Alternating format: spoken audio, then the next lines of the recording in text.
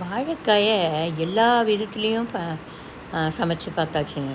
ரொம்ப போர் அடிக்கிறது. இப்போ ஏதாவது புதுவிதமாக செஞ்சால் எல்லாருக்குமே பிடிக்குமே இல்லையா? உங்களுக்கும் அப்படி தானே? பாருங்கள், நான் இப்போ வேறு விதமாக புது விதமாக ஒரு ரோஸ்ட் பண்ணியிருக்கேன். அது எப்படி பண்ணினேங்கிறது தான் இந்த வீடியோவில் உங்கள் கூட ஷேர் பண்ணிக்க போகிறேன். நல்லா முத்தின வாழைக்காயாவாக 2 எடுத்துக்கணும். அதோட ஆஸ் யூஷுவல் நல்லா வாஷ் பண்ணிவிட்டு ஸ்கின்னெல்லாம் அதை ரிமூவ் பண்ணிவிட்டு அதை க்யூப்ஸாக கட் பண்ணி தண்ணியில் போட்டுடணும். அதுதான் அதில் மெயின். அதுக்கப்புறம் இதுக்கு ஒரு பொடி தயார் பண்ணுவோம். அந்த பொடி தயார் பண்ணுறதுக்கு ஒரே ஒரு நெல்லிக்காய் அளவுக்கு புளி, 4 மிளகா வத்தல், அப்புறம் ஒரு அரை மூடி அளவுக்கு தேங்காயை க்யூபாக கட் பண்ணது, 2 ஸ்பூன் ஜீரகம், ஒரு ஸ்பூனுக்கு துவரம்பருப்பு, ஒரு கட்டி பெருங்காயம், நிறையா கருவேப்பிலை. அப்புறம் நான் என்ன பண்ணேன், கொஞ்சம் ஹெல்த்துக்கு நல்லா இருக்கட்டும்னு சொல்லிவிட்டு ஒரு பெரிய இலை, ஓமவல்லின்னு சொல்லுவாங்களே மெக்சிகன், இது அந்த ஓமவல்லி இலை, திருநீர் பத்திரி எல்லாம் சொல்லுவாங்க யாரோ போது, அது ரொம்ப ஹெல்த்துக்கு ரொம்ப நல்லது அது. அப்புறம் ஒரு கொழுந்து வெத்தலை, அதுவும் எங்கள் வீட்டில் செடி இருக்குது. கொழுந்து வெத்தலை செடி, வெத்தலை ஒன்று. அப்புறம் ஒரு அரை இன்ச்சு அளவுக்கு இஞ்சி, அது பாருங்கள் இஞ்சி. இது எல்லாத்தையும் சேர்த்து ஒரு மாதிரி பிசிறிட்டு ஊற வச்சுருந்தேன். அது ஒரு 15-20 நிமிஷம் ஊறுற மாதிரி இருந்தது. அதுக்குள்ளே இதெல்லாம் தண்ணியை நல்லா வெள்ளையாக இருக்கும், அப்போ தான் தண்ணியில் போட்டால் தான் வடிகட்டி எடுத்து வச்சுன்ட்டு இதை இப்போ பேஸ்ட் மாதிரி பண்ணிக்க ஆரம்பித்தேன். எங்கள் பாட்டிலாம் அம்மியில் அரைச்சி போடுவாங்க, நம்மளுக்கு அம்மியெலாம் கிடையாது. ஸோ இதில் தான் பேஸ்ட் பண்ணேன். பேஸ்ட் மாதிரியும் இருக்காது, பவுட்ரு மாதிரியும் இருக்காது. இது ஒரு மாதிரி 2 கட்டானா இருக்கும். இங்கே பாருங்கள், இப்படி இருக்குது பாருங்கள்.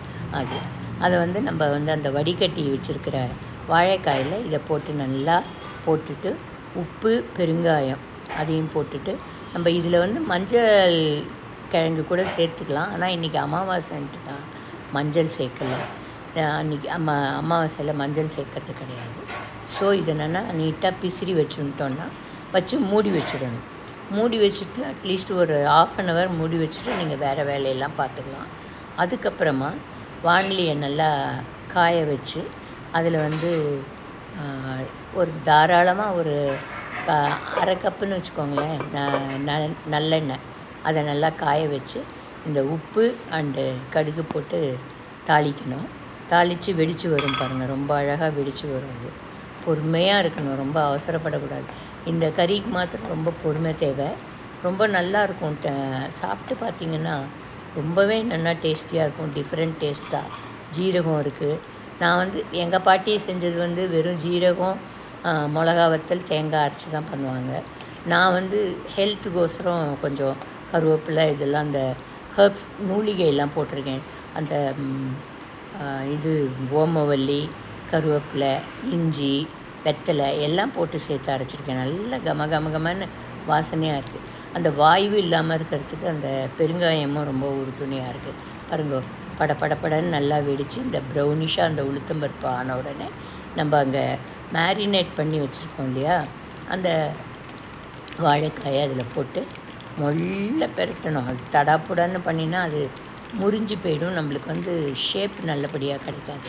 ரொம்ப நிதானமாக சிம்மில் வச்சு மொல்ல அது உடையாமல், ஒன்றுக்கு ஒன்று உடையாமல், அது ரொம்ப டெண்டராக தான் இருக்கும், ஒன்றுக்கு ஒன்று உடையாமல்.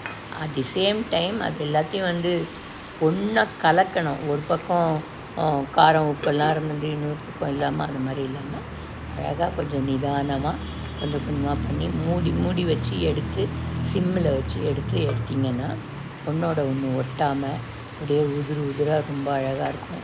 டேஸ்ட்டு ரொம்ப சூப்பராக இருக்கும், பார்க்குறதுக்கு ரொம்ப நல்லாயிருக்கும். இதை ஒரு தடவை நீங்கள் பண்ணி பாருங்கள், ரொம்ப நல்லாயிருக்கும். இந்த டேஸ்ட்டு ஹெல்த்துக்கும் நல்லது. வாழைக்காயில் இருக்கிற வாய்வு அது இதெல்லாம் நம்மளை அஃபெக்ட் பண்ணாது, ரொம்ப நல்லாயிருக்கும். இதை ட்ரை பண்ணி பாருங்கள். தேங்க்யூ.